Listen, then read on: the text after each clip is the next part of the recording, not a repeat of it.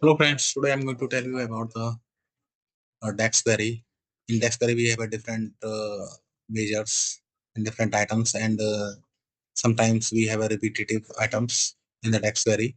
So in this query, you can see the bars is a measure and it is repeatedly used several times. So how we can, if we need to remove or we need to replace with any other measure, then how we can do it, that we will see in this video.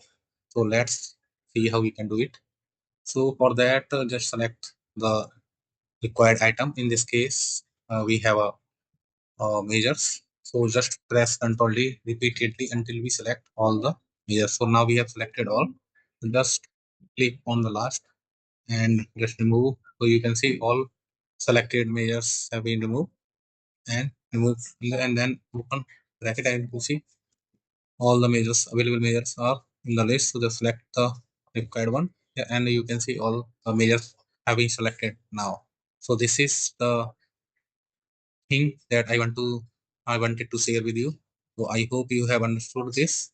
If you like this video, please like, subscribe, and hit the bell icon. Thank you very much.